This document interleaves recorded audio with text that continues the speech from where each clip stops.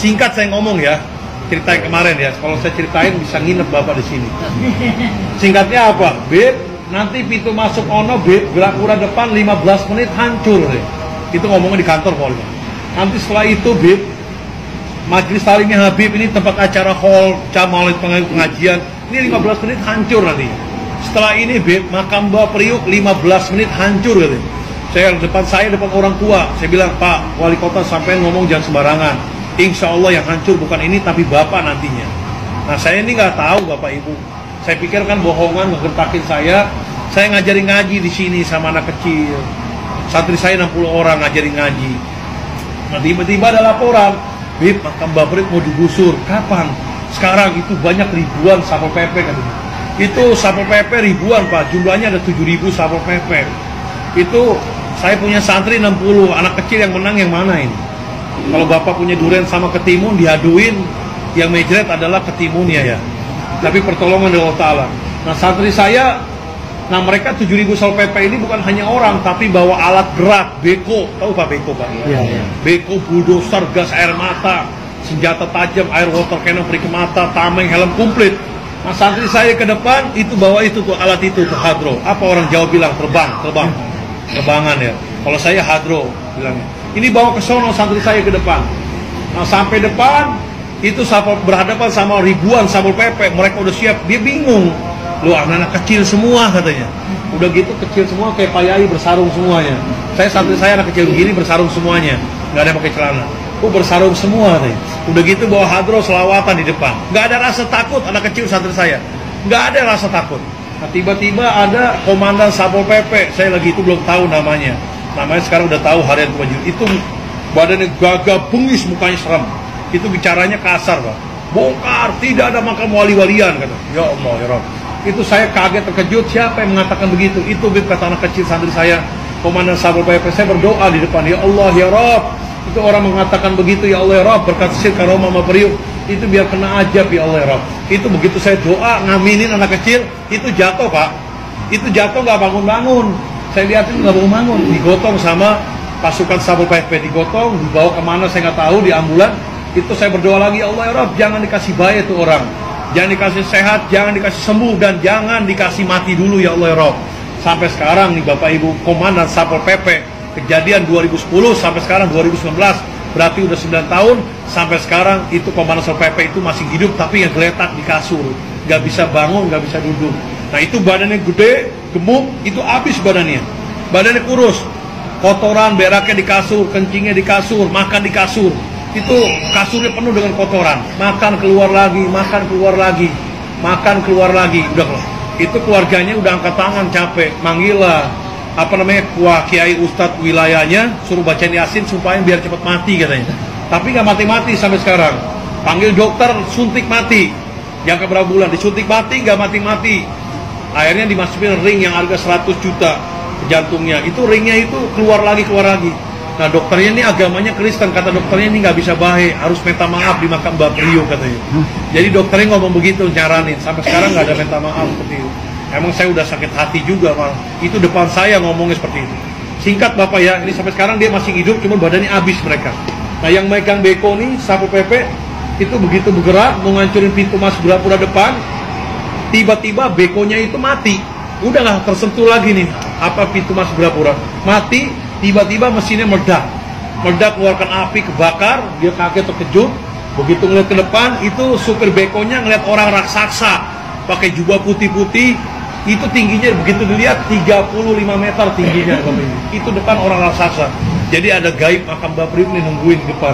Ada satu orang di sini, 2 orang katanya mereka ngelihat. Yang Grapura kedua 2 orang, 1 orang. Itu kabur semuanya. Mereka loncat ngasih tahu, itu lihat ada orang raksasa, kabur semuanya. Nah mereka di sono di depan Grapura itu ngelemparin batu, bukan ngelemparin batu, mengeluarkan tembakan gas air mata. Nah gas air mata ini di alam Mbah Priuk ini hampir 30 butir gas air mata. Itu tidak ada yang meledak satupun juga. Diambillah santri saya anak kecil, diambil, dipegang, dilemparin ke Satpol PP, jatuh di Satpol PP, itu tiba-tiba meledak, mengeluarkan asap, perih semua matanya Satpol PP. Banyak ajaiban itu luar biasa. Mereka heran, perih, bubar semuanya. Mereka mundur, maju lagi, bawa air water cannon yang perih ke mata, itu airnya disemprotin ke anak kecil. Itu air itu kalau kena mukanya, matanya itu bisa perih, kalau nggak diobatin bisa buta, mengakibatkan buta. Itu air itu begitu masuk di halaman itu nggak kena anak kecil, itu kayak ada yang jagain. Di halaman pun air pun nggak jatuh sampai ke bumi di halaman, itu nggak jatuh, kayak dijagain. Tiba-tiba dari halaman keluar angin besar, itu air didorong sama angin berbalik lagi, yang kesemprot adalah Satpol PP, perih semua matanya. Jadi banyak gaib Pak yang jagain di sini Pak, tolongin. Mereka mundur lagi, maju lagi, itu santri saya anak kecil ditembakin peluru tajam, itu emang mau dimatiin saya sama santri saya hari itu juga. Peluru tajam yang mematikan, ibu sumpah saya demi Allah, demi Rasulullah, demi Quran. Mereka udah sediain ratusan truk berisi tanah merah. Itu kalau Habib mati di tempat, santri saya mati di tempat, itu hari itu langsung diuruk sama tanah merah, tanpa disolatkan lagi, tanpa dimandiin lagi, tanpa dibungkuskan kafan. Tapi Allah punya perlindungan atas perlindungan. Itu begitu ditembak, anak kecil santri saya kena badannya tapi nggak tembus, bajunya pun nggak bolong. Bajunya nggak bolong, nempel di baju, jatuh, nempel di baju, jatuh. Itu yang ditemukan peluru tajam ada 12 butiran peluru tajam kemarin kejadian. Itu alhamdulillah. Nah mereka bingung, maju lagi, dihadapi lagi sama santri anak kecil di depan. Itu tamengnya dipukul belah dua, helmnya belah dua. Nah mereka bicaranya apa ngomongnya? Ini satrinya Mbak Perit mungkin dikasih ilmu sama Habibnya. Padahal saya nggak kasih ilmu apa-apa, ini cuma banyu tek, keripik singkong aja.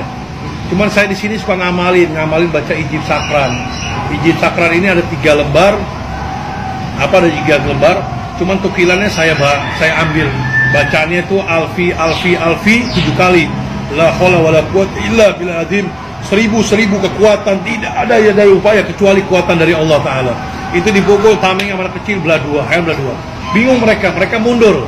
Nah tiba-tiba santri saya di depan mendengar suara saya, teriakan saya, katanya suruh mundur, lari ke makam Mbak Priuk, jamaah semua anak-anak mundur. Ini saya belum pernah bilang mundur, itu kejadian perang kemarin, itu selalu takbir, Allahu Akbar, Allah. Cuman anak-anak santri saya ini bilang ada suara saya suruh mundur. Saya bilang kok pada mundur semuanya. Nah sebagian ke makam Mbak Priuk, ya udah saya suruh, udah jarak ke makam Mbak Priuk, berdoa, munajat, wasilah, minta tolong. Nah saya sebagian berapa puluh orang di sini gerbang hijau. Saya itu udah ketakutan Bapak Ibu, udah serahkan kepada Allah Ta'ala, udah siap mati di sini tempatnya. Itu berdoa terus, saya jalan terus, ya Allah ya Rabb, berkatnya sir karomah Mbak Priuk, mudah-mudahan nih makam dijaga, jamaah dijaga. Nah rupanya mereka ribuan masuk Bapak, tapi nggak masuk kemari Pak, nggak masuk kemari. Ini dari Gerapura kedua ini 30 meter ke depan, itu begitu masuk stop, dia lari lagi sekecil-kecilnya keluar. Dia ngelihat katanya ada pasukan berkuda pakai jubah putih yang keluar dari makam Mbak Priuk, itu yang kecil. Itu ada pasukan berkuda, mereka lihat. Itu kabur keluar, saya lihat kok kabur semuanya. Jadi gaib ini yang lawan yang gaib. Itu mereka keluar semuanya. Nah begitu saya lihat ke anak kecil yang santri saya ke makam, itu di teras nggak ada yang berdoa. Itu pada geletak semua di kasur, katanya kayak dihipnotis.